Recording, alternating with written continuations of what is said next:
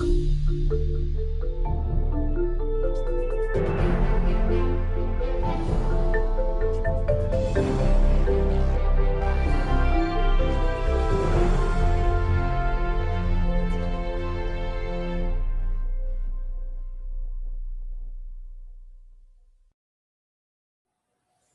afternoon. I'd like to thank everyone for joining us at the Billie Holiday Project for Liberation Arts this afternoon for our inaugural Donald Bentley Memorial Lecture.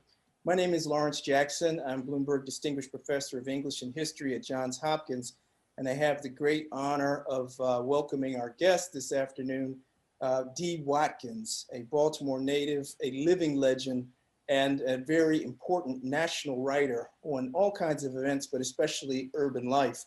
It's fitting that Dee is joining us for this lecture that's beginning our efforts at properly memorializing a black man, a young black man, a young black intellectual who died in this city in 1989, my very close friend, Donald Bentley. And I just wanted to share with you a little bit about the Holiday Project and this journey and what we hope to accomplish in the city. Donald and I grew up together. We had shared a lot of the same friends, both ambitious young men, as were the people in our social group, the Oxfords.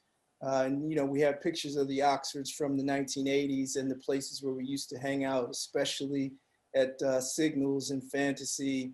And you know, we would always try to take a picture.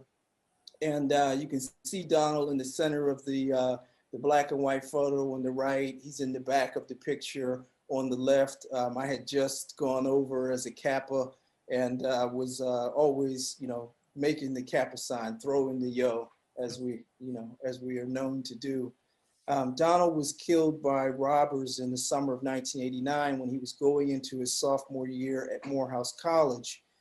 Many of the young men from my neighborhood, or certainly, you know, more than a few, had decided to go to Morehouse. There was a very strong feeling that there were some things that we couldn't get from historically white institutions. Donald had graduated from the Gilman School, but had decided that there was a component of his education that was missing.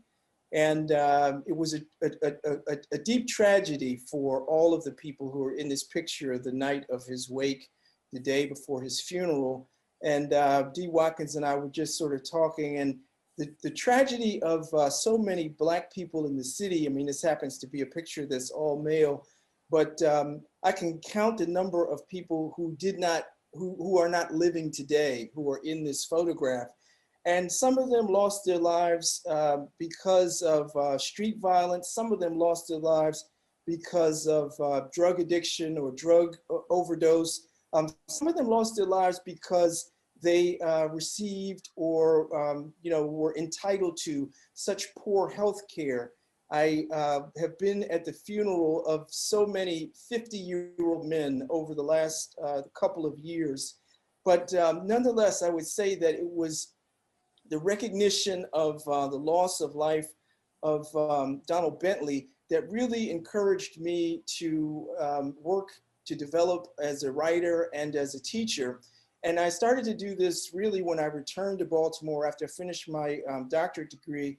I wrote for the Sun paper and I was interested in, sort of recording and also trying to stir the consciousness of the city about the particular problem, the acute problem of violence in Baltimore, which had been ongoing from the time I was in junior high school. Somebody that I went to junior high school with, Craig Cromwell, was shot and killed in 1985. Craig and I were the guys from Mount Royal, number 66, who had both gotten scholarships to go to Catholic school. We have a real crisis in Baltimore, but it's one that has been ongoing for multiple decades. And as I said, I really have tried to do what I could with pen and paper, writing what are essentially elegies, because the loss of life is so acute. And it has fueled a great deal of my work. Some of the essays are devoted or dedicated to Donald, and they talk about our lives and also, I would say, the richness and promise that is in Baltimore. One of the things I'm so excited about being with D today, D Watkins, is that he's somebody who knows the pain of the city, but also the potential of the city, really the untapped potential. And so I always, even when I lived and worked in Atlanta, Georgia, had been sort of trying to think about what was going on in the city. And I returned in 2016 to take this job at Johns Hopkins, where I created something called the Billie Holiday Project for Liberation Arts. With the Billie Holiday Project, we're really trying to do, basically two things. One of them is we want to recover the archives. We want to preserve and to be proper custodians of the rich local archives, the historical record that Black people have established over multiple centuries in the city. And it's always at risk of, sort of being tossed out into the garbage. We have, a person like myself has really worked to develop the lives of figures like Billie Holiday and Frederick Douglass, and have developed new technologies in digital maps so that we can share the scholarship that we are recovering with larger audiences. My work in the history field really has worked to talk about Frederick Douglass as a Baltimorean. If you read contemporary work on Frederick Douglass, I mean, people just skip over his life here in the city. And in fact, Douglass was the product of an incredible free Black community that was highly literate, engaged in national and international affairs. We've conducted symposium. We're working with as many of the local institutions as we can, find and partner with. We want it to be a joint community effort going forward to make sure that we have a detailed and archivally rich Black historical record. We've been able to bring out a book called City People, or in conjunction with the photographer John Maiden. We were really excited to start preserving some of these photographs that he's been taking of the city from the 1970s. We've been working with Helena Hicks, who is the pioneer for civil rights activism, and taking our professors out into Black churches, community centers, and libraries. And it's really been a great journey over the last couple of years. The thing that I'm actually proudest of that we've been able to do so far is we had our first Jazz in the Square concert in Lafayette Square in the fall of 2019. On September the 11th of 2022, please mark your calendars. We'll be back in Lafayette Square with a live concert featuring the vocalist Mamauna Yusuf. And this has been a place where we've just really been able to enjoy ourselves and to celebrate the rich culture that began in this city. A lot of us don't understand the pioneering efforts of Baltimore's Black jazz musicians in the early 1900s. And I did want to sort of conclude what I wanted to say to you about the Billie Holiday Project with a picture of our associate director, Kali Aset Amen, who has made the realization of so many of my fondest dreams possible. And we are going forward together, and we have, I think, a remarkable future in front of us. So I will turn now to our celebrated guest, D. Watkins. Again, I'm so proud to know D. D is, I guess I'm about 10 or 15 years older than D, but it makes me so excited to see the next generation of writers coming forward, claiming their stories. D is the author of 3 books right now, and many in the works. He is especially celebrated for his memoir, The Cook-Up. And one of the things that I love about that book is that the writer does not have to go to prison to claim his story. He is able to master his environment. He challenges us with his work, with the insights that he has, and he continues to do so both locally and nationally and internationally. And I will just conclude. I will let D, as you know, the title of his book, "We Speak for Ourselves." I will let him speak for himself. But one of the things I think is most remarkable about the work that he's doing right now is that D is doing some of the hard local investigative work that is helping us understand the nature of this condition that we're in, where we are being overtaken, overrun by the police department, by the special factions of policing. And we have condemned generations of children and young adults while we have over-militarized the police department.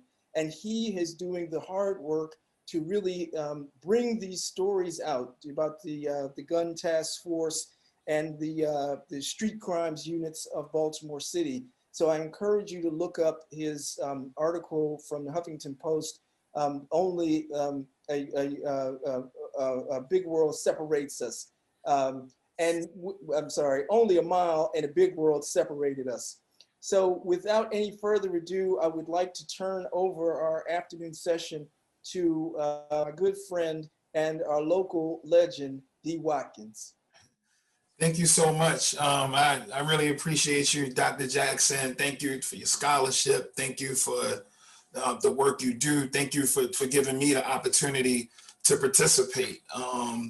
Before I start, I want to send love to your dear friend, Donald Bentley, and his family. It's a truly tragic story, and it's just a story that we hear too much in our city. And one of the things that I want to be able to do through my work is fight to make it not be so normal, right? Our kids are just trapped in with little to no opportunity, and it's so easy to just go from being a good kid and to slipping into going the wrong way, or just being in the wrong place at the wrong time. So, you know, love to the whole Bentley family, and you know, I've been there before, and I know what it's like. Billie Holiday. Billie Holiday is a magical person and a magical spirit, and her work and her music just keeps working its way back into my life. When I first started writing, every time, you know, I'm a person who I can't write to music with lyrics because it just distracts me so much, right? But the only person in the world who I can write to as far as like listening to, you know, the words is Billie Holiday. I don't know. It's like her voice just blends with the music and they just become one, and it's magical. And she's just keep coming back into my life. So I'm happy. I'm thankful for the project. I'm thankful for telling her Baltimore story. So many, you know, people don't even really know, or what they should know, how special Billie Holiday was to this city. And then the film just came out, and and when the film came out, the Hulu film about Billie Holiday, I was kind of, you know, I'm not going to front, I was reluctant to watch it because it was told through the lens of a police officer, and I'm like, this magical, brilliant woman, why is this the story? But then I got invited to be on this television show called Soul of a Nation, and one of the guests was actually Andra Day, who played Billie Holiday, and we were on a conference call on Clubhouse, just talking about it, talking about the show, talking about the segment, and when she stopped to talk about how she prepared for the film, it was just mind blowing to me. Like it was so mind blowing, and it made me appreciate the film, want to watch the film, appreciate the film. And I'm just inspired by her work. She lost 40 pounds to play the role. She lost, but it was between 20 and 40 pounds to play the role. She started smoking cigarettes. She doesn't smoke. She started drinking alcohol. She doesn't drink. She started using profanity in her everyday life, and she doesn't use profanity. She's like a saint. And she started being more promiscuous with her actions, and she's been celibate for like maybe 7 years or something like that. So it's, you know, the work ethic that went behind that truly inspired me. And then I'm sitting here like, how's me, you know, just a guy from East Baltimore on a conference call with like the movie stars and stuff like that. how did I get into this position? And, you know, I think it ties into everything that I want to talk about today. Amplifying what we have in a city.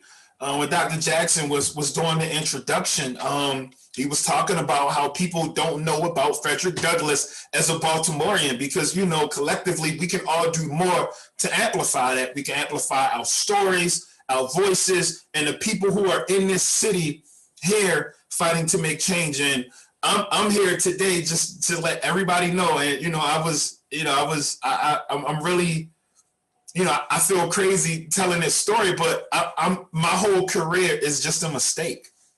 It's a mistake. Like, and I'm not talking about street stuff. I'm not talking about the times I almost lost my life.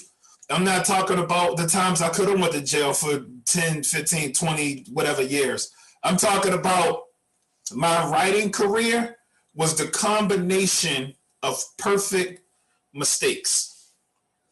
Mistake number one, I was in a hospital and I was having like a procedure done where I had to stay a couple of nights. And if you guys ever stayed in hospitals, you know, this is not like a lot of cable unless you have like really some type of special insurance. You just get like, you get to watch like this show called Mama's Family and and like MASH. It's not a lot of stuff going on that a young black man would be trying to really get into. No disrespect to MASH or Mama's Family. It got me through some of them nights, but I wasn't trying to hear it. This nurse walks in the room with a book stuck to her head, right? And I've never, ever seen a person so excited about reading a book. Like, it just blew my mind. She just is walking around and, you know, I can't even see her face. And I said, wow, that must be a good book. And she said, oh, you would love this book. And I said, nah, I'm not into all that. And she said, no, trust me, you know, I see how you talk, and, you know, your friends who come to visit you, they smell like weed, you know, you would love this book. And I said, first of all, my friends smell like weed because of cataracts. And, you know, she thought that was funny. And, you know, we would joke like that, but she actually left the book. And the book was The Coldest Winter Ever, right? So if I never would have been in the hospital and I never would have had that nurse, I never would have discovered that I actually love books. I read that book front to back, and I was not a reader. But that book single-handedly, Sister Soldier's book, made me read everything that Sister Soldier ever wrote. It made me look up Sister Soldier interviews and find out who inspired her, and then read what they wrote. That book took me from reading about some street stories from Jersey and New York to what Toni Morrison was writing, to what James Baldwin was doing, to On the Road and Naked Lunch, to Fyodor Dostoevsky. That book lit the fire that turned into me. So that's the first mistake. I you know, books like that with that kind of content that tell stories that young people can relate to should have been implemented in the schools a long time ago, right? So that's the first mistake. And that book actually made me excited about reading and learning more about myself and my own story and where I came from and the people that were here before me. That lit everything, right? So that's the first mistake. So now I'm redirecting my whole entire life into trying to be a writer, and I'm working hard, and I'm trying to get an agent, and I got an agent, and I'm trying to get a book deal. Nobody wants to give me a book deal, and I'm struggling, and I'm working 60 odd jobs, and I'm telling people that I'm a writer, right? And people are like, yeah, what do you do? No, I'm a writer. Well, how do you make a living? I don't make a living, but I'm going to one day, right? I had to walk around with that dream because there weren't many outlets in the city for people who wanted to be writers. Like, you know, like now these kids have all these meetups and poetry nights and book clubs, and social media has made the world smaller and people are connecting. But at this time, there was nobody doing that. So I was just in this world trying to figure it out, and it wasn't really working for me. And I was submitting to so many different literary agencies before I actually found one. And then my agent tried so hard to sell my book. One publisher said, a guy from East Baltimore who still lives in East Baltimore, writing about East Baltimore, why would we sign him? Will he be alive? Will he be alive to see his book debut? So this is the kind of stuff that we have to deal with. So I started trying to publish essays, and I pitched to a couple of places, and one of the places was Galka, back when Kaise Lamont, before he blew up with the book Heavy, he was an editor there. He loved my essay, but it was some crazy stuff going on at Gawker, and he ended up leaving, so it never got to run. Then I pitched it to Salon.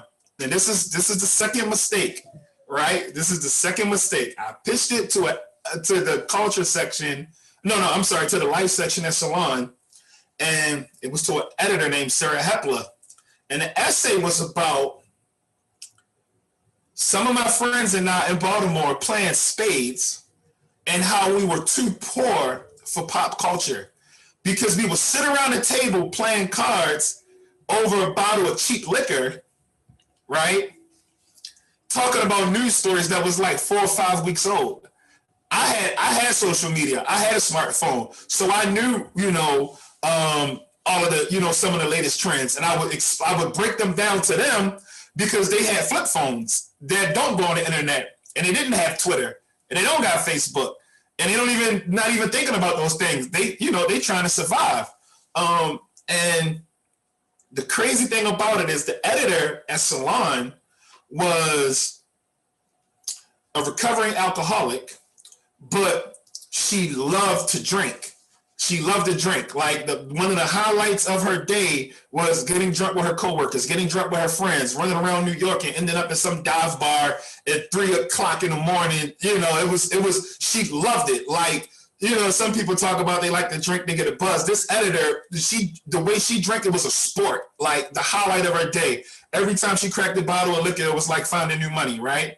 So because it was so dangerous to her and her career, she just had to stop cold turkey. She had to join AA. She had some time clean. But the joy she got was, and she was working on a book called Blackout, which actually ended up doing really well. But at the time, she read my essay, my blind submission, and it caught her eye because it was a person who was talking about having some fun over a drink. And it blew her mind. And she said, I think this essay is so amazing. I think it's so good to the point, I don't even know if you're a real person. I got to make sure you're not a robot. Who do you know in the literary community in Baltimore? And I was like, I kind of don't really know anybody. Not thinking that at the time I was in the MFA program at University of Baltimore when I left Hopkins. And one of my teachers used to write for a newspaper in Austin, Texas. And this woman who was living in New York actually used to write for the same newspaper in Austin, Texas. So they linked up, and my teacher said, oh no, he's the real deal. Like, he's the real deal. I don't know why he doesn't have a book deal yet. She publishes the essay, it goes viral. And now it became easier for my agent to sell my book. So that's the second mistake. The first mistake, if I'm not sitting in a hospital, I never know I love words. The second mistake is if this woman wasn't like on nostalgia, tripping down memory lane for a story about some people, having some drinks and having a good time, then maybe my essay never would have ran, right? And that's kind of how I got here. And after I wrote that essay, I didn't really understand the power that I had, but I would learn of what that power could be over the next couple of weeks. So I wrote the essay, and essay went crazy and started on news and television for the first time, and people actually wanted to hear my opinion. The funny thing about it is I was flat broke because people don't know when you're a freelancer, the essays only pay like $100. So, and it take like 6 months to get it. So I'm flat broke, but I actually have the opportunity to go to these different places and expand my platform. And D. Watkins was everybody's, darling or whatever, right? I got, the cover of the art section and all the local newspapers and all of this stuff. And who is this guy? And it became like a cool thing. And to the point where like all of my friends from the neighborhood, they were taking the Baltimore Sun article where I had the cover, and they were like hanging it on their refrigerators, on their walls. Their moms were like laminating it and all of that. And and I thought I was actually doing something. I was a person that was telling these stories from the inside out. instead of being a person from the outside looking in, because we see that too much, right? This is why we're calling this thing Writing Baltimore, this big outsider perspective. So I thought I was doing something. And then I realized, and that's my third mistake. I thought I was doing something and I wasn't doing nothing at all. A mistake that we make too many times, especially when you want to be a change maker, when you want to love people, when you want to build community. You know, we do something and we think it's so great, but it's really not. And let me tell you why. It was at the basketball court, Bochecks. Sunday mornings, we used to do this thing where the older guys would play like 7:30, 8 o'clock in the morning, and then the young boys would start to roll up around like 10:30, 11. So by the time they come to the court, we're already done. And we're just talking trash about what we would have did to them if they would have got here early, knowing they're never going to get there early. And they would have cooked us. But I was finishing out my one little game, my 1.5, maybe 2 games on the court. And then I'm walking over to the grill and I see my homie Dub. Dub's a big guy. He was maybe like the biggest guy out there. If you can, the people on Zoom land, just imagine like a Cadillac Escalade or like a Viking stove with like a cardigan on. This is how big he is, right? He's that kind of guy. And he's like, D, let me talk to you for a second. So I said, all right, man. So I walk over to the gate. He said, nah, take a walk with me. Back in the day, Dub used to be an enforcer. For those who don't know, when the hustlers in the neighborhood needed to collect and you weren't trying to pay, they would send this guy. And he's the guy who would come and grab you by your ankles and dangle all the money out your pockets. And, he's one of them guys who's just naturally big, like Schwarzenegger, without lifting weights, just like a big person.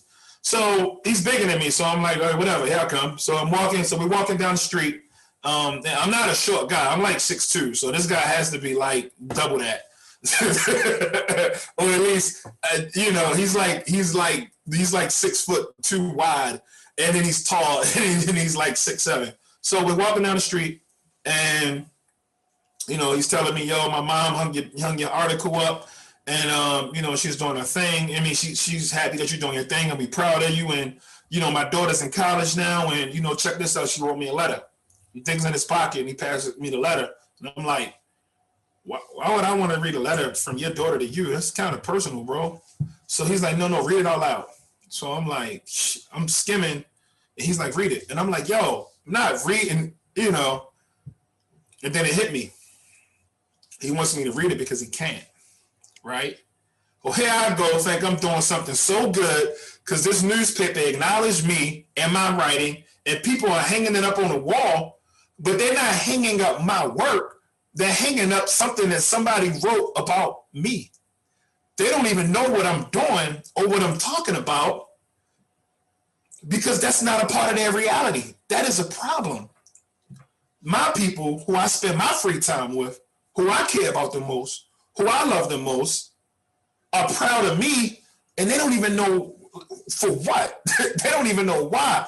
That was terrible. So I said, bro, I'm not going to read this letter, but I tell you what, I'll teach you how to read. So he puffed up and was like, read the letter. And like I said, he's like one of the biggest guys I know. So I was like, okay. And I started reading the letter out loud. And he basically was, it was a beautiful letter between him and his daughter about her being in school and them building their relationship and them connecting, because he went to jail for a while. And since he came home, he's been working hard at being a good dad. And then he took the letter back when I got done. And I said, yo, that invitation is always open. If you ever want that, I got you. And unfortunately, he never came back. But that changed me, right? So like I said, that was my third big mistake. That let me know that if I really wanted to make change, I need to be the person to help people who come from where I come from fall in love with books the same way that the Sister Soldier book helped me. And that just made me change everything that I've done. When I wrote the B-side, it was, some of the essays may have been, more academic. Not as academic as Dr. Jackson's writing, but for the big books, but a little more academic that I write very, very, very, very, very very, very, very, very, very, very simple. Like, I mean, like I took that book from maybe a high school level to like a third, fourth grade reading level. I made it complex issues, but I made them very simple because I knew that it was a life and death situation for me. And don't get me wrong, like I love to read everything. But in creating the content, I realized that I needed to be able to make something that a kid could play with, because that's what we're dealing with, and that's where I put my focus at. And the most beautiful thing happened for me doing that. The essays that I was writing in anticipation for the book that came out started going viral inside of high schools. So high school teachers all over the city were saying, "Hey, could you come and talk to my students about your career?" And I'm like, well, I don't have a career yet.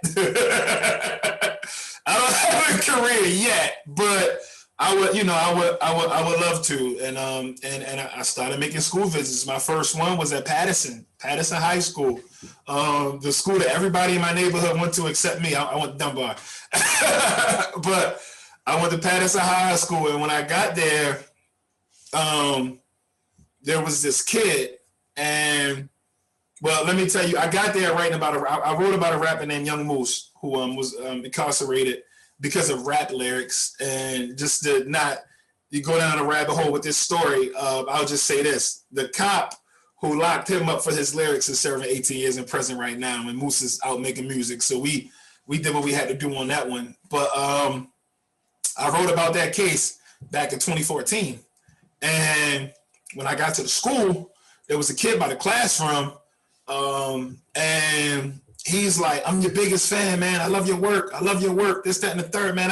You're the only thing I ever read." And I'm like, "But shorty, I only published like 2 essays." Like, so if you read everything I ever wrote, it probably took you about 30 minutes. And he was like, "Yeah, but it was a good 30 minutes. So I go talk to his class, and it was good. I mean, I got a chance to talk to him about the rapper was from the neighborhood, writing Baltimore. I'm from the neighborhood, writing Baltimore. Now, instead of just looking at being like this rapper, you see that you can potentially be a journalist too. So now we're changing the narrative, and we're exposing them to things that they normally wasn't really getting exposed to.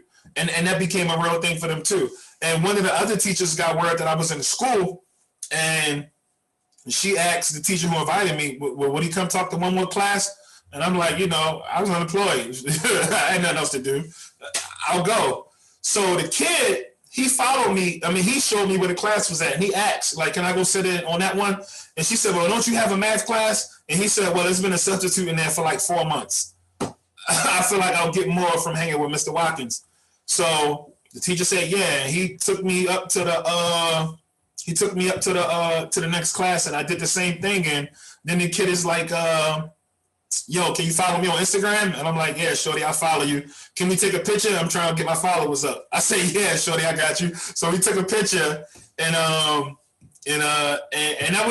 was my first school visit. And then that first school visit turned into many school visits. And the crazy thing about it is, the school board heard what I was doing, and they invited me down, and they said, "Look, we're gonna work with you. We're gonna do this. We're gonna do that. We're gonna support you and get behind you. It's gonna be a beautiful thing." And then the guy who had said all this to me ended up leaving, and then that just went away. And I didn't think about it, because by this time, I actually had my books out, and I got a chance to work in television, and I got a chance to do some other things, and I got the job at University of Baltimore, so now I'm working. I got health insurance. I can get my teeth fixed, and all of these things you don't think about when you don't have insurance. And but at the same time, I was still making my school visits, and I was still happy to be going inside of all of these different schools and working with these kids. And now it's becoming a thing. Well, yeah, I don't got to go to the streets. I don't got to do this. I don't got to do that. I can try to be a professor. I can try to be an author. I can try to be a professional. I want to tell my story too. That's something that memoir does for a lot of young people, is it gets them excited about telling their stories too. So I get another phone call from a teacher, and he's like, hey man, I'm having this meeting with the school board. We're going to put your books on curriculum and every student is going to read them because they like them so much and it's amazing. And, you know, I'm thinking like, wow, that is amazing. Like I couldn't believe it. And, you know, I've been told similar things like that before and it didn't really happen. But now I have a more high profile and the teachers, the administrators don't know me. Many of the principals didn't know me, but the teachers knew me. The teachers knew me because I made my rounds in schools and I taught writing workshops and I did giveaways. And when I say giveaways, I don't mean just books. I mean like I'll have like downtown locker room come to a school and give like 100 kids gift cards so they can buy like sneakers and stuff like that. So when the big brands or companies like that who make a lot of money off our communities, they want me to do stuff. To come to the store or to say something or to be a part of some campaign, I say, well, I'll do it, but you got to look out for these kids. So I was able to do stuff like that, and I was making my rounds, and it was kind of good. It was a good thing. And the teacher gives me a phone call one night, and I'm in my office working late on the third book, and the teacher calls me up, and he's in tears. This guy was in tears. He was like, hey man, they're gonna deny your books because one of them has a lot of profanity, so it's not gonna be able to go. And I said, well, what are you telling me? Students at Baltimore City Public Schools never heard profanity? And he was heartbroken, and then I was like, whatever, man, forget about it. But then I got upset. I went back and I read my book, and I'm like, yo, they use it. The kids like it. It's telling stories that's relevant. It's not, it's telling them. It's talking about the power of where you come from, but then it's also talking about the power of direct service. You know what I'm saying? Like it's talking about things that we really need in our cities, in our streets, in our community. How could they deny me because of profanity? That's crazy to me.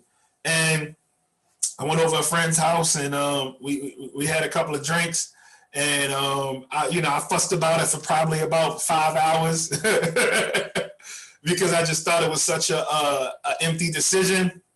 And then I said, oh man, I got to go to work the next day. And it's like 3 o'clock, 4 o'clock in the morning. So I jump in my car and I start driving down the street. I was leaving Douglas Housing Projects and I was headed down to that gas station on Fayette Street. And I had no gas in the tank. So I pull up to the gas station and I run to the window and I tell the guy, whatever, give me cigarette. I smoked cigarettes at the time. Give me some cigarettes. Put like $40 in the tank. And when I get back to my car, a kid pops out like, hey, what's up? What you doing here? And it's 4 o'clock in the morning. And I'm like, that woke me up. I was a little tired, but that woke me up. So I said, what? And then he looks at me and he said, you remember me? And I said, nah. He said, you came to my school. I said, I go to a lot of schools, right? So he said, what you doing out here? And I was like, I'm getting gas, shorty. And as I'm talking to him, I'm looking at him, and I could see that his hoodie was kind of beat up. I could see his shoes was kind of messed up, busting at the seams. I said, man, this kid might not be doing too good. So I said, yo, you need something? And he was like, nah, I'm down bad right now. And as I'm looking at him and talking to him, I can see his eyes moving from me to behind me. And I see him wave somebody off. And I turn around, and there's a couple of other kids that's lingering, at the other end of the gas station. And I said, okay, I see what's up, right? So I said, hold this. And I give him the pump. I walk back over to the window. And I tell the dude, I go to the ATM and I take out like $60 or something like that. And I came back and then I reached out for a handshake. I gave him to him and I held his hand. I said, shorty, I want you to know that people who rob, they don't last that long.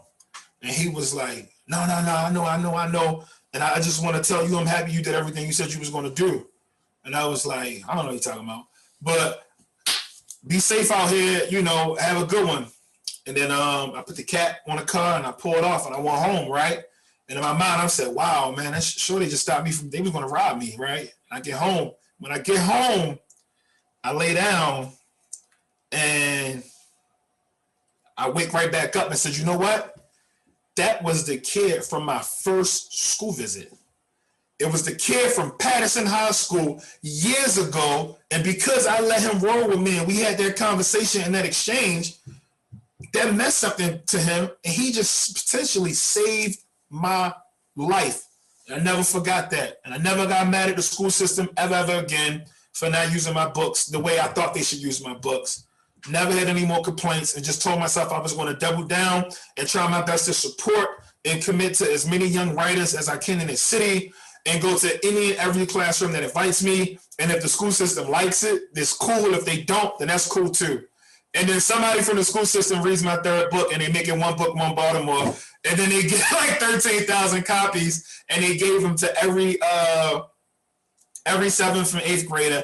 And I've spent the whole pandemic doing virtual visits and workshops in schools, and it's been part of like one of the most beautiful experiences in my life, and one of my biggest honors, because so many young people said that of all of the things they've been through over this crazy year, my visit is something that was special to them, and that they're going to remember, and that reading is something that they can fall in love with, and something that is cool, and they're happy that we were able to do it. And that's the blessing to me. And I feel like my job here, as a writer, but also as a student of Dr. Jackson and his work, as a student of Billie Holiday and her legacy, as a student of Frederick Douglass and his legacy, my job is to do my part to amplify those voices, to find those people in Baltimore who love Baltimore and who care about Baltimore, and help them get on the right path to telling stories about Baltimore. There's so many outsiders sucking away at us, our culture, our ideas on the internet, trying to interpret our city while they live in Florida or LA or something, not even thinking enough about us to actually live in the city. And they're clogging up space, but we're going to work hard to make sure we amplify these local voices. And anything I can do in my power from here on out, like, you know, from back then, I'm going to continue to do. And that's my job. That's my journey. That's what I'm here for. Thank you.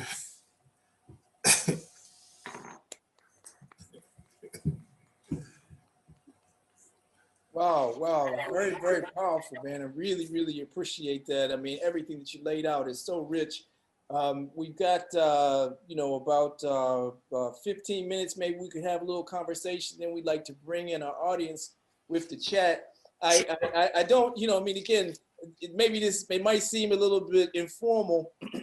Everybody who is listening to the talk today should know that Dee and I have had a chance for formal conversations and also informal conversations. We've been able to speak both in elevated tones. We've also been able to speak in the vernacular. So we're gonna, keep combining and improvising and being rich in the tradition.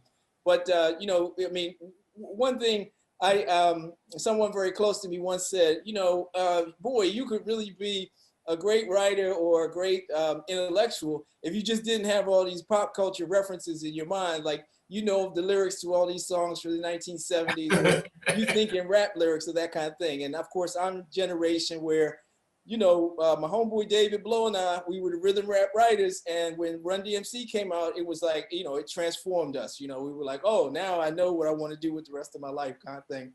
But just in terms of the value and the validity of lyricism and the way that storytelling is so valuable in the lyrical work of so many of the contemporary poets. And you, of course, said you're from Dunbar, so you are the poet. But I do. I mean, again, like I say, don't take it the wrong way. But I'm always curious. The lyricist, the rap lyricist, who are the most vital people for you? And you mentioned, because you open that question when you say Sister Soldier is the narrative writer who opened the door for me. But I'm just curious, were you drawn to any of the power of the lyrical storytelling of, sort of the people that were on the airwaves? Absolutely. I say this all the time. My favorite writer is Toni Morrison. My favorite living writer is Jasmine Ward, but the person who's the most influential and important to my career is the rapper Nas. Nas took the stories that existed in my neighborhood that I stayed up all night listening to, sitting on blocks as a little kid, and he made it into art that I can listen to and vibe with and consume. So, I love Jimmy B, man, but Jimmy B, Nas has been more important to my career, just by the master storyteller he is. His imagination, his creativity has just been transformative for me. Wow. And so it's, you're introduced to the Illmatic, and then you go on from there. Any particular albums that were speaking with a special significance to the nature of your experience? So it was, for me, it was New York State of Mind and One Love. One Love is One Love is a remake. It's a remake, but Nas's One Love is letters to his friends locked up. Right. And that has been writing letters. Right now, my best friend Taylor Robinson is doing 27 years for nonviolent crimes. Nonviolent crimes. I think it's important to say that. And he's been gone for 14 years, but even before Tavon, writing letters to people in prison has been a part of my life. It's been so normal for me, because I know that when you're behind that wall, one of the few things that help you make it through that experience is people on the outside not forgetting about you, putting a couple dollars on your books, but most importantly, writing you, letting you know what's happening and what's going on. And he took that and he made it art. And then New York State of Mind just reminded me of just running up and down Ashland Avenue. Like it reminded me of in front of the 125 building in Lafayette. The way he just break it down is just it was sick. It was next level, and I fell in love with that. But it's crazy that you and your friend, you guys had the innovation and the love to go deeper into music. I never had the confidence to actually try, and I don't think people want an album from me now. I don't think they wanted an album from us then, but maybe we should do one now. Then maybe we should make one now. The thing was, I always was really wanted to be a DJ, but just couldn't get past that threshold of the purchase price for the equipment. Always collecting records, and music was such a big part of our life in the neighborhood. And then, of course, we really, really loved the We Rock crew. And it was just sort of like, 4 p.m., WWIN, and, Terry T would be on the Wheels of Steel. And, you just wanted to hear that because that was the authentic, original culture, that was coming out from the city. And, we always loved the city. I'm one of the people who thinks that, Frank Ski took it down. But that's another conversation for another day. You mentioned also Toni Morrison and Jasmine Ward, and Sister Jasmine Ward was at Hopkins about 2 years ago. A really, really beautiful spirit, and somebody who takes so seriously the recovery of Black life, and has moved our point of view and our perspective to Mississippi, and making sure that we remember that, it's not only an urban experience. Would you say a little bit more about either one of those writers and, sort of what they've meant to you, maybe things that you might borrow from them or different techniques that you like to use? I think for Jasmine, the way that she can just slow down a scene, right? I think fast, I talk fast, I tell stories fast, I do everything fast, and sometimes I don't give personally. And I can't really say I take it from her, but I am learning. I'm definitely learning how to be in the moment more. I think The Men We Reaped was one of the most beautiful books written on Black male life in a time where it's not even popular. Like, it's not even popular to write like that. And she did it in a way that made people love us in a different way. The same thing with Salvage the Bones. Jasmine is so good. She's so good of a storyteller that she has people sympathizing and falling in love with people who fight dogs. You know, like that's how good she is. I don't even know if you can take that because that's a gift. That's a gift from God. And you know, her essay that she wrote about her husband who just passed, which is extremely sad, from COVID, was yeah, her husband just passed from COVID a couple of months ago, and she wrote a big piece about it, an article, and you know, and again, like how she handles Black life and how she's delicate with perspective and how she's so thoughtful is something that's just magical to me. And that heir apparent to that heir to Toni Morrison, to me. So, and then we can go out there on Toni Morrison. That's good. That's gonna be 4 Zoom calls. Sure, of course. You know, Song of Solomon is always speaking, you know, with such intensity to me. You say this thing about the balance between the person who is energetic in terms of their level of engagement, but then we also know that there's a contest with the discipline of writing. And could you talk a little bit about how you manage that, and maybe again some of the more practical things that you do to discipline yourself and your writing practice? So for me, my discipline comes from my ability to disconnect. And any and everything that I would do when I'm not writing turns into a reward. It sounds kind of crazy, but like, you know, when I'm locked in on a project, right? Like I just finished writing Carmelo Anthony's memoir, and the publishing company never really gave me, I'm not gonna say they didn't give me, but we didn't have hard deadlines. The NBA players were in the bubble. Melo and I didn't really get a chance to connect in person because of COVID. A lot of people who I wanted to interview from the book wasn't really able to come around because of not come around, but the Zoom thing doesn't work for everybody. You know, it doesn't work for everybody. It can be like a thing. So I'm writing and researching and writing and chilling, and then one day they're like, "Oh, we need that book in like a month." And I'm like, oh. So, you know, me and Melo got on the phone every day. We went to war every day. And when I talk about discipline, getting myself a sandwich became a reward. Looking at my Instagram became a reward.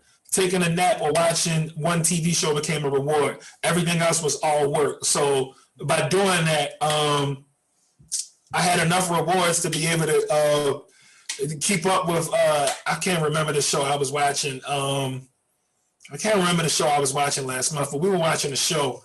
But with my rewards, I was able to keep up with,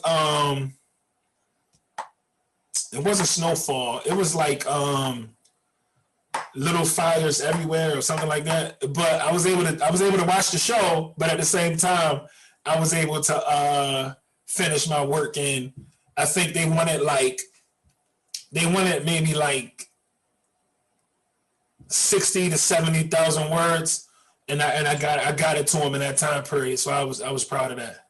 My only question is, how many times does Myrtle Avenue come up?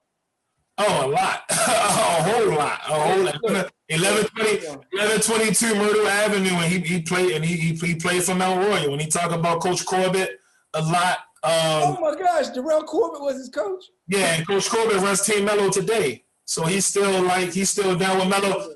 Coach Corbett was actually the most important coach in his young adult life.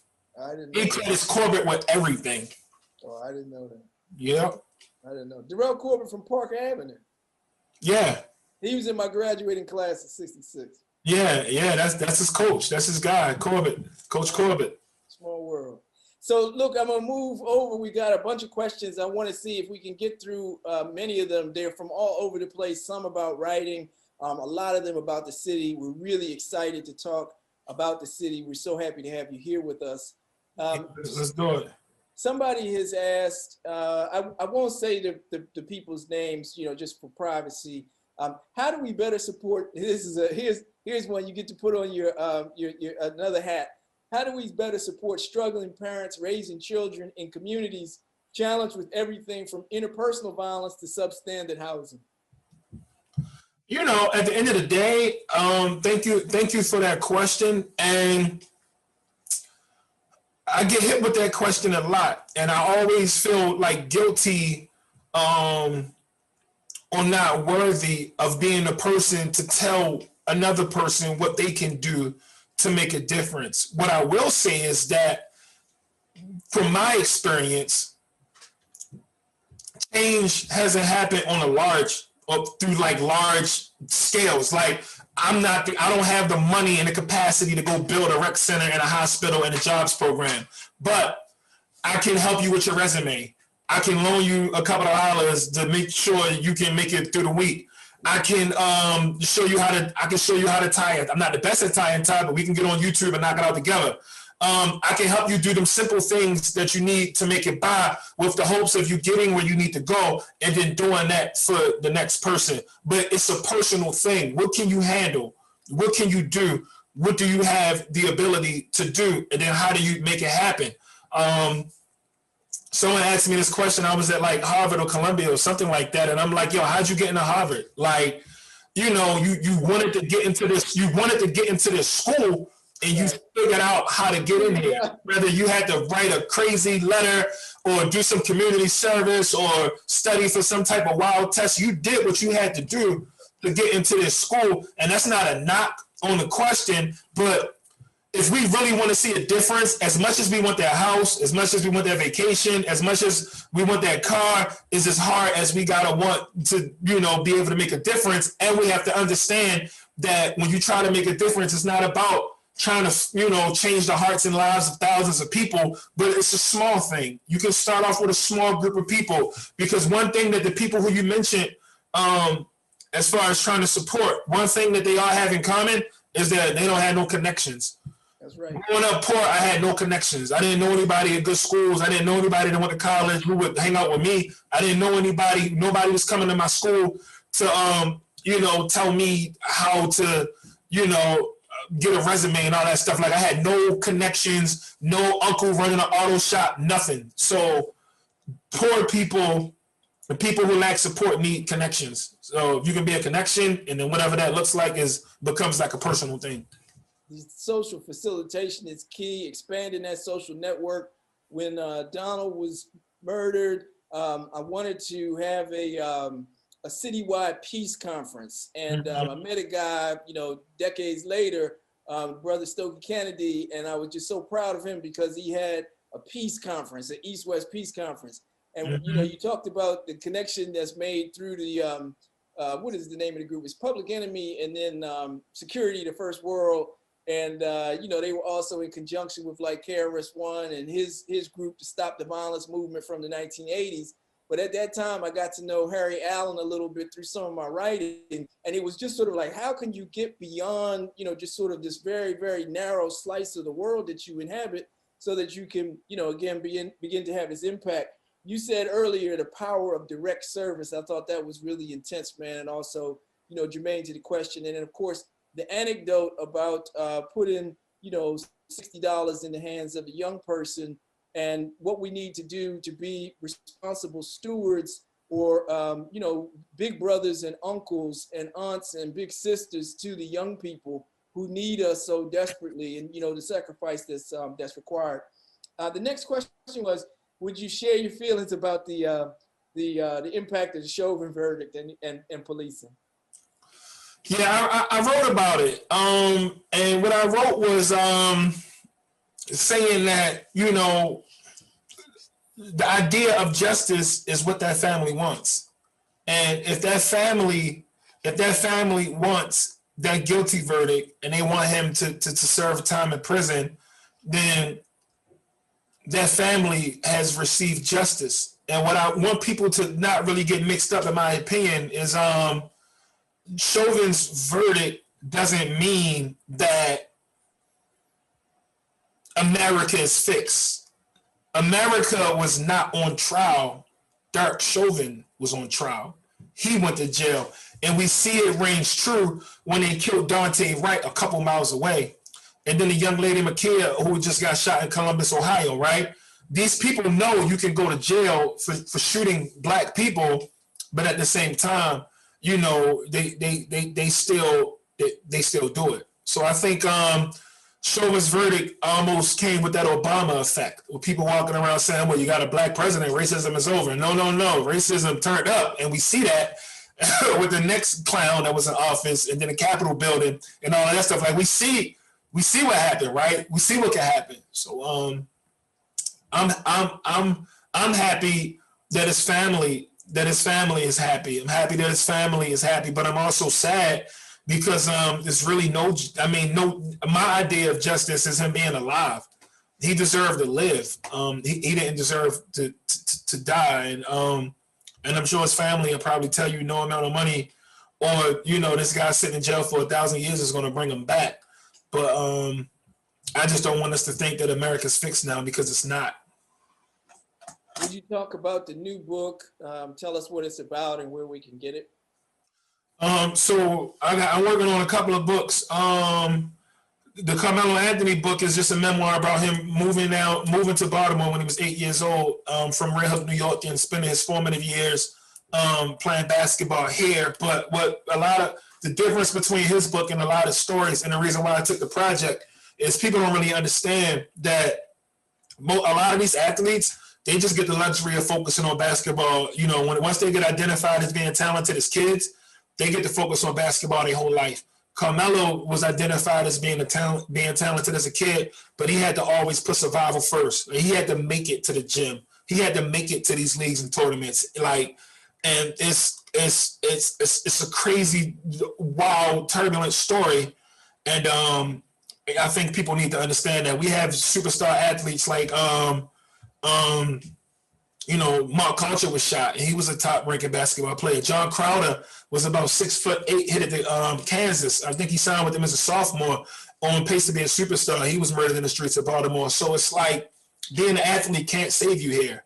And his book talks about what he had to overcome, but at the same time, that resiliency and why that impacts the activism and the work he does today. Another book I'm working on is about masculinity, and how I was sold, and like many young boys, was sold all of these false, dated, bad ideas of what a man is, how a man should act, how a man should carry himself, and how toxic and dangerous that mentality is. How that mentality put me and a whole lot of people I know in a lot of bad situations sometimes, definitely. So I wanted to get a chance to talk about that, and why we have to, you know, as I'm on my journey into fatherhood, why I had to what I had to unlearn, and what I had to how I had to be deprogrammed and then reprogrammed with the right information needed, so that I'm doing my part to try to make the world a better place for for all children, not just my own. What advice would you give teachers who want to keep students engaged in learning in urban schools? Take an interest in the music they like. That's the key. At the end of the day, if you can talk intelligently about the music they like, you got them. You got them. And I only say that because I'm a modest guy. I don't like to brag, but let me just say this.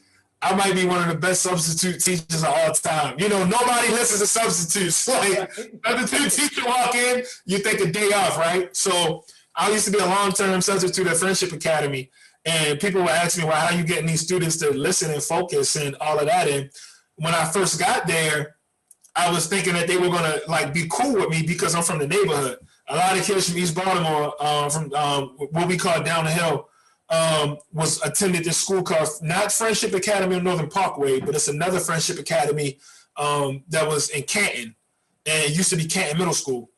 So When I got there, I'm looking at these kids' faces and I'm like, I know your father. I know your mom. I know y'all. Like, you know, so, and then I actually knew some of the kids because they would come to the basketball court and stuff like that. So I'm hanging around with the kids and I'm thinking they're going to listen and I'm trying to tell them about Jay-Z and they're like, Jay-Z? You mean Beyonce's husband? He used to make music. He makes music. I'm like, yo, I'm really a dinosaur to these kids. I'm like a house phone. So I started asking the kids who they listen to, right? And this is all getting to how, you know, I became effective in their school. And at the time, Chicago drill music was like the most popular music to these Baltimore kids. Like Chicago drill is like Lil Durk.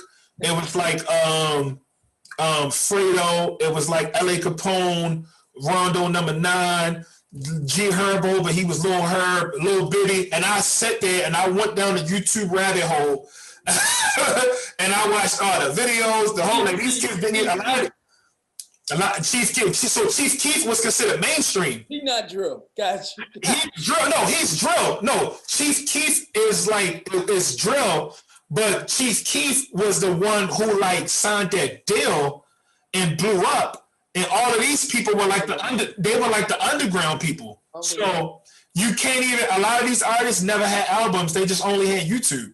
So I had to learn that, and then when I incorporated that in my conversation, in the lesson, into writing prompts, I became the guy. I hate to say it, man, but G Herbo got something to say. I became the guy when I did that. Wow. Okay. So would you say something more about the One Book Project and the impact that you hope that it has on the students? So I was so fortunate and so blessed because this is maybe like the 4th year that they did the project. And I was the first writer from Baltimore to receive the One Book Baltimore award, and it was special to me because the books that they choose, I know they chose Jason Reynolds, who's a brother out of DC before me, and then Nick Stone, a sister out of Atlanta, Georgia. And the one thing about all of our books is that they speak to a special experience that young kids in Baltimore City understand. So these kids are in the 7th grade and the 8th grade getting relatable content. Relatable content is non-intimidating. Normally, young Black kids don't get a chance to see themselves in books. This explosion of Black children's books and this whole genre is relatively new. When I was a kid, back in the Stone Ages, all we got was Mark Twain on top of Mark Twain, and here goes some more Mark Twain. So we didn't even see what we looked like in the book. Little Black girls didn't see, you know, a princess that has a nose like her or hair like her, you know. So their idea of beauty was already being picked with before they even got a chance to understand what beauty actually is, right? So now these kids are getting content that speaks directly to them, and they can relate to the content, and relating to that content again makes it non-intimidating and makes reading something that's accessible and exciting for them. And this year has actually been the most successful One Book Baltimore, according to the Pratt and the school system and T. Rowe Price and the partners. And being as though it is successful, I know that it'll create opportunity for another Baltimore author to win the award as well, and that's a blessing too. That's kind of what we fight for, and I think it had a tremendous impact. And I'm only saying that because I've spent a lot of time talking to kids who actually connected with the book and the content, and we had a good time. Man, it's crazy. I made so many school visits this year. Because again, you know, they buy between like 12 and 13,000 copies of the book, and they give them to the students to keep. And all of the school visits were good, except for one teacher who like indirectly told me, and this is funny. He kind of told me that he didn't want to teach my book. He likes teaching of Mice and Men. but you know, he did it because he had to do it, and you know, that's what it is. And he said it like in a snarky way, and I was just like, hey man, more power to you, man. You know, I think that you can do both, and it's all good. And the funny thing about it, and I didn't say this in the meeting, but this is just the kind of stuff you deal with. The funny thing about it is the visits that I did were not mandatory. You did not have to sign up for it. Right. So you basically signed up for a visit just so you could tell me that, but it was all good. It was all good.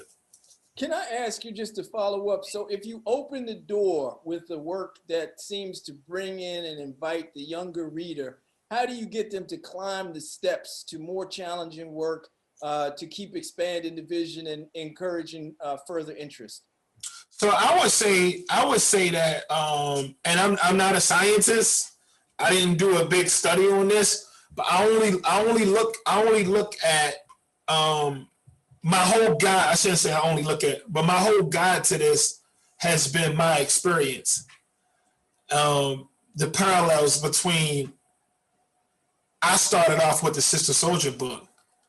That Sister Soldier book sent me off into a whole lot of different places in a lot of different directions.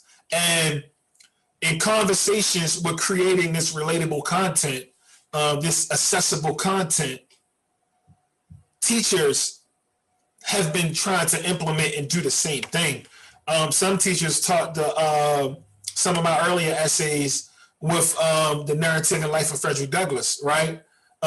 His time in Baltimore during that time, and in my time in Baltimore. Now, mind you, I'm not as smart and cool as Frederick Douglass. He has way better hair, obviously, but two Baltimore stories, and they, and they put them right next to each other. So, do I think it'll work for everybody? Absolutely not. Do I also know that some students just love reading and they're going to gravitate towards it? You know, they're going to look at my book and they're going to say, yeah, I don't want to read that. I want to read fantasy. You know what I'm saying? Or I don't want to read that. I want to read, you know, I want to get into into sci-fi or something with like spaceships and ninjas or something like that. And that's love too. But I'm talking about readers who never even knew that they would like those types of books, starting somewhere and using the books, some of the stuff that I write as like a springboard to lead to more complex different types of literature. And like I said, it's not a 100 proof system. Nothing is, but I think it worked for me, and I think it worked for a lot of educators in the city. Someone asked a really specific question about Mosby's recent decriminalization initiatives, and do you think they'll have a lasting effect in Baltimore? I would like to hope so. I think that we need to just take it a step further and just reimagine justice. We got to reimagine justice and what that looks like, because what we have been doing, you know, as a city, as a system, as a country, it's just not working. One thing that America does better than everybody else is lock people up, and we see the long-term effects. It just doesn't work. I think they need to decriminalize even more things, and I think anything that's gonna keep people out of jail is a step in the right direction. Has fatherhood changed? You touched on this, and there are two questions that sort of overlap with some other things that we talked about. Has fatherhood changed your ideas about masculinity or your writing? My ideas about masculinity, absolutely. I'm way more delicate. Like, like, you know, my patience is like X-Men level. Like, what's my guy, Professor X? You know, I'm like, I need to go to his school because my patience is, you know, my superpower now. And it was something that I struggled with my whole life. Until I became a dad. But I think I think it changed me a lot. And my writing, I don't know, that it remains to be seen, because I've been writing, I've been on a heavy writing diet since my daughter was born. She was born January 15th. Since then, I finished 2 books, a whole television show episode, ad campaign for Devin Allen's Under Armour sneaker, a couple of, at least a dozen Salon essays and interviews, Like I've put up over 200,000 words since she's been born. So I don't know. We even had to see what the new material looked like.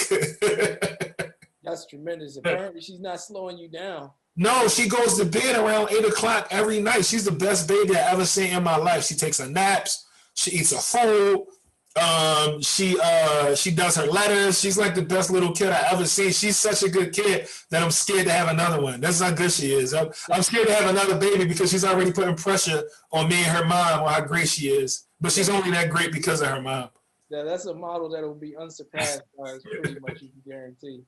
And as we sort of close out, man, is there anything else that in the reflections that we could do relative to support of the city school system, or different challenges that the educators face that are different from one generation to the other, and ways that we can make amends? You mentioned the music.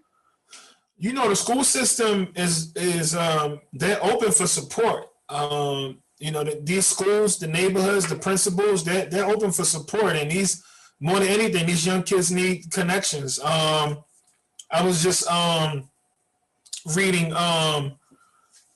Wes Moore's book, 5 Days, and he referenced a study that has been done by a number of organizations that basically says that Baltimore City is the worst place for a young black man to grow up in America. It's the worst place. I'm going to say that one more time. The worst place for a young black man to grow up in America is Baltimore City. So these kids need connections. They need connections to trades, connections to jobs. They deserve the opportunity to be able to dream towards something. And that's better than nothing at all. Dee, we are so pleased to have you get us underway. I think that, Donald would be so glad to know you and to know that you were speaking on his behalf. Thank you very much. And we look forward to ongoing conversations as we do our work in community together for the improvement and the benefit of, what is really a great and a historic city and community. Thank you, man. I hope to see you soon. Looking forward to it. For sure. Thanks, everyone, for joining us. And please look for the lecture again next year. And again, September the 11th, 2021, we'll be at Lafayette Square at 2 p.m. in the afternoon, the Saturday after Labor Day. And we will have a magnificent jazz concert, free and open to the public. Please come out.